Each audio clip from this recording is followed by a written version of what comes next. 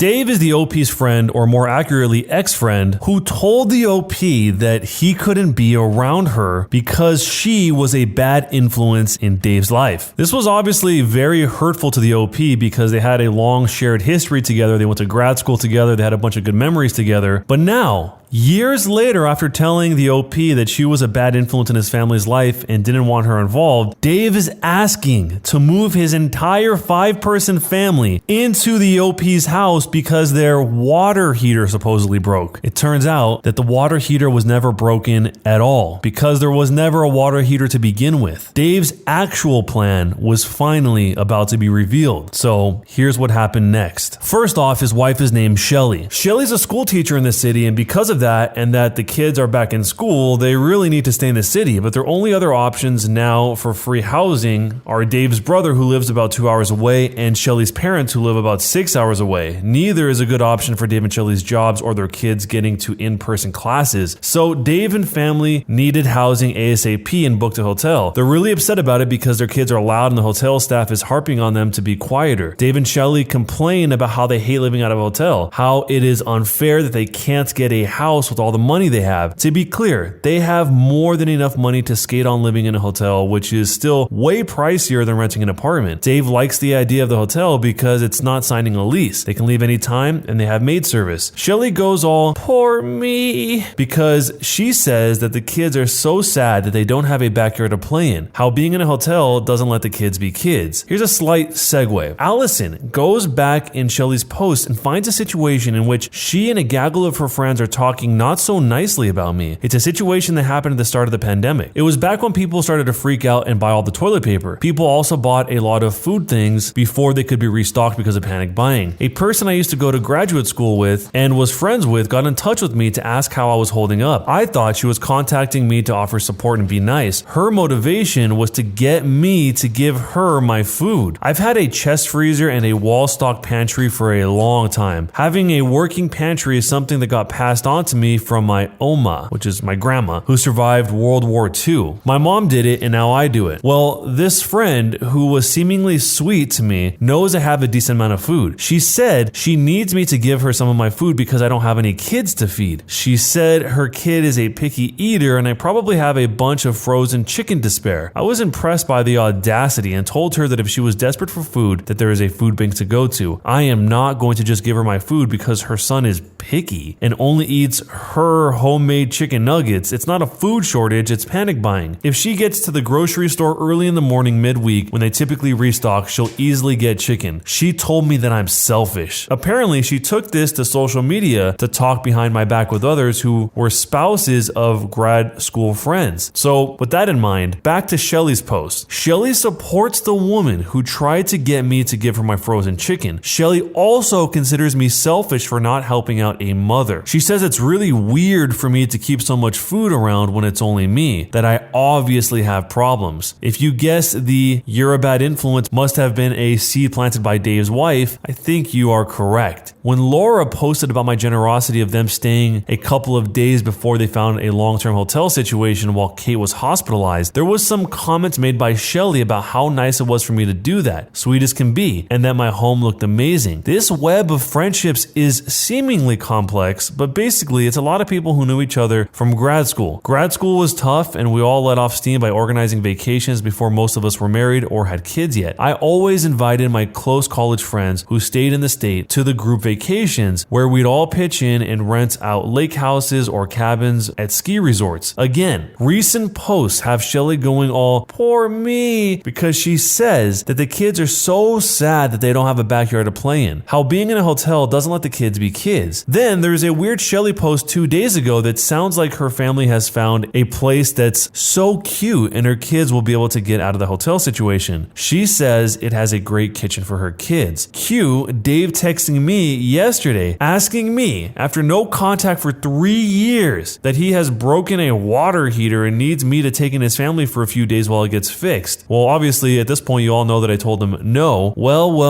My friends see that Dave and Shelly have made some passive aggressive comments on social media this this morning how society is terrible nowadays when friends renege on their offer of helping families with kids in a tough situation. Shelly says her cute home situation fell through. She gets a bunch of sympathy from her Karen friends. She says her kids are so disappointed. I think this is probably when Allison asked for my screen grabs of Dave's so-called water heater sob story. Allison goes on a tear and post/share screen grabs of Dave's water heater lie. She and Laura start calling them out. They share the truth that Dave and Shelly did not have a new housing situation lined up. They were trying to get in my home by lying about a broken water heater, that I had never agreed to having them stay in my home. Laura called them huge jerks for trying to take advantage of me. Allison went wild about the situation from 3 years ago. My real friends like Allison were very much there for me, while people like Dave were like, yeah, I don't care, plus you're a bad influence on my family. Allison let everyone know about Dave calling me a bad influence on his family for my child-free lifestyle and how he's pathetic thinking he can walk back into someone's life who he insulted. Allison is also child-free herself. People told Dave off for being super mean and now wanting favors. It has apparently snowballed into people calling him super cheap and a leech. The people who let his family stay with them during the last 6 months came out of the woodwork to lay into him. One person described how dirty Dave's family was and how it was insane how much extra cleaning they had to do, that his kids had no manners, they terrorized their dogs, and it was awesome when they finally left. People expressed anger that they were trying to pull one on me and then tried to make me out to be the bad guy on social media. There were people that I hadn't talked to in a long time who told him that I was a good person, how I helped them in grad school for random things and that I didn't deserve this, which was really nice to hear. Some related how I've helped people get jobs, something more than Dave has ever done. I'm very involved in the grad school networking community, and I like sharing job opportunities and wisdom about finding scientific jobs and mentoring. Dave's own brother said that he was disgusted by this behavior. He remembered how much I helped when their mom passed away. He said their mom would be rolling in her grave if she knew how he was treating people. My sister ended up getting me to Zoom with her and screen shared her monitor to show me what the hoopla looked like. Maybe this is why I never actually got a single message from anyone about not letting a family into my home. I was expecting flying monkeys. I never got them. But my God, the schadenfreude. Dave told me he was going to put me on blast on Facebook and ends up blasted himself. How stupid. How incredibly stupid. I had the text of him lying about that water heater. He must have thought since I wasn't on social media that I'd never be able to tell the others he was lying about a water heater or know that he was currently enjoying hot hotel water. I feel like I dodged a nuclear-tipped missile. I had to pour myself a drink after work and really think about all of this. After thinking about it and considering all the context, I believe Dave and Shelly were going to try and squat in my house. He did go off when I mentioned the 7-day rule where people get tenant rights in our states. I knew it was fishy. I'm thinking he was a cheap guy who didn't want to pay more money for a hotel. He still didn't want to find an apartment. He had exhausted all in-city free housing opportunities with friends. I was a last-ditch effort. His wife peripherally knew that I was amenable to guests. She also knew my home was nice and that I had a ton of food for her kids to eat. They had a reputation already for eating people out of their house and home. If they stayed with me for a week, they'd be tenants, and I'd have to spend time kicking them out. With the courts as they are, it probably would have taken months to evict them. Much easier to run a scam on a single person and push them out of their own home than try and do the same thing with his real friends, who already have kids and not a lot of ample space. He was only looking for free housing so he'd be able to put every penny he had into his goal of buying a 4+ bedroom house with all the money he got from the sale of his old home. I don't know for certain, but that's what makes sense. So I sent him one last text. I unblocked him and I sent him this before reblocking his number. Hey Dave, so I found out you were lying about that water heater. You don't even have a water heater. You're living in a hotel while sitting on a huge pile of cash from selling your old home. I think it's really awful of you for lying to me and trying to get into my home to leech off of me, especially because you destroyed our friendship when you called me a bad influence on your family. I didn't tell you back then, but I'm telling you now that you are trash. Your mother would be ashamed of you. I see it's all a projection because you are the bad influence, not only on my life, but on the lives of others. If you really believe that I was a bad influence, you never would have tried to get your family into my home this week. But if you still think I'm some sort of bad influence, then you don't have to worry about me helping you out or granting any sort of favor in the future. I'm I'm gonna keep my bad influence far, far away from your family. Oh, and Shelly sounds like she's become a real treat. The last thing I will do for you, because I'm not a monster, is to say that you need to do your duty as a husband and a father and pay to get a stable apartment for your family. Stop playing these freeloader games. Here's a link to our local Craigslist housing page. I'm sure you'll find something. Oh, and hope to see you at the next non-Zoom alumni event. I'm sure it'll be great to catch up in person. So, it's done. I said my piece. As many other people pointed out, something else really was going on. It wasn't as straightforward as it sounded. I feel really sick right now how someone could think about doing this to me. Also, feeling kind of sick thinking about the idea of letting them into my home. That would have been a nightmare. There's actually one final update to this whole situation, fast forwarding way into the future. I thought many of you would like to hear this small update. I hosted a small child-free Friendsgiving, and some people who have social media posted pictures of the food spread on social media, on Facebook. My Friendsgiving was for people who weren't able to see their family for Thanksgiving, don't have a family, or don't like their family. There was merriment, music, cats in laps, Cards Against Humanity, and food babies. On someone's post of the spread, I was told Dave came into that thread and wrote how upset he was. Why was he upset? Because I let people into my home, but I couldn't let his family into my home. Cue the eye rolling that would qualify as cardio training. He tried to say that I was a bad person for reneging on hosting his family in my home, and that they are still stuck in their hotel situation. How they don't have a real home to be in for the holidays. This guy. So I was told people chimed in and put him in his place in various ways. First off, I never offered or allowed them into my home. He used a big lie about a broken water heater to get access to my home. Secondly, his kids weren't stuck in a hotel room for Thanksgiving. He posted pictures of them at his wife's parents' place where they all went. And thirdly, someone brought up that he had been insulting me for years behind my back, and why would someone who was a target of his insults want him in their house? Apparently, he's still going on to anyone who hears his screaming in the void how I was a terrible person for not taking in his family during their time of need. His wife is calling me a stupid bee who doesn't know what it means to be a mother. How, if I was a mother, would I be a better person? She hates that I have a home to myself, and how having a Friendsgiving and letting other people into my home is just increasing the pain that I've caused them. Both Dave and her think that I had a Friendsgiving on purpose to spite them and rub it in their faces that I have my own cozy home during the holidays. Yes, this is exactly the kind of stuff that gets you invited into other people's homes. You know how people love to hear how they're stupid bees. The whole water heater lie situation was discussed at Friendsgiving. Some people saw some of the social media fallout and were like, WTH? Everyone has been like, what is wrong with Dave? The consensus is that Dave can't be handled being told no. He's a 39-year-old guy who was just always able to get his own way. He found a wife who was like him, and it has made him worse personality-wise. It's not necessarily the house situation, it's more that he was called out. He's deflecting his own embarrassment and doubling down. He refuses to acknowledge that he lied and tried to manipulate someone. I also just learned the term vague booking. He's using his social media to vague book about child-free people being terrible people and how they, quote, hate kids and want them to suffer during the holidays. Apparently, he's still refusing to just get an apartment with his pile of money from his house sale. Friends have said that people are telling him to cut the crap and focus on his family rather than spending the energy complaining about the mess he got into by lying. He's just spamming their posts with tales of woe. My petty side wants to unblock him and issue another text telling him that his actions towards me over social media have not gone unnoticed by many people. I don't know whether I need to tell him to cut it out or I'm going to have to pursue some sort of harassment suit. Frankly, I have no idea about the law regarding this and if it meets a standard of slander or libel. My brinned and berry glassed turkey must have looked pretty good to set Dave off like that, like an overheating water heater. It looks like the vast majority of the advice is to keep Dave blocked and not engage. Just let friends silently screen grab anything pertinent to me that is mean or defamatory. Dave probably wants a reaction, so I won't give him the satisfaction. But what do you think I should do? So going way back to the very beginning, the OP was actually suspicious about Dave's whole story because the OP thought that water heaters shouldn't be broken that long. But when I first heard that, I didn't think anything really was suspicious about it because I have heard of situations and been in situations where a water heater has stayed broken for a while, not because they take a long time to fix necessarily, but sometimes it's just hard to get somebody to come out and check it out if you don't know how to fix it yourself. But in this case, the OP's intuition was completely correct. Not only did she call that whole water heater situation to be phony, but also assume that Dave had something else up his sleeve, and if he was really trying to get in order to occupy her house via tenancy privacy laws, that is wild. I've heard some crazy horror stories about Airbnbs being in situations like this, and maybe we'll do some of those stories in the future if you guys are up for that. Having to deal with that situation would be horrible. How are you going to physically remove 5 people from your house when you're the only one there and you have no backup unless your friends come to help you, and then it turns into a huge altercation? That seems like a real recipe for disaster. I'm assuming what they probably would have done, Dave and his family, is that they would just stay there for a year or more waiting for the housing market to go down and being able to live for free. Or maybe they just would have tried to stay there forever and then bought the house, rented it out, made all the money, and then continued to live there for free in their house until karma came to hit them and somebody did that to them in their house that they bought. It's good to hear that the OP has enough friends in her life that she's able to have people look out for her on social media to let her know what's going on, or to know enough about the situation to actually give her the information she needed. Otherwise, she might not have been able to figure out what Dave was up to this entire time and what the real plan was. I'm kind of curious what Dave would have said back to her if she hadn't blocked him when she sent him that original text message. But if you were in this situation, would you have handled like the OP,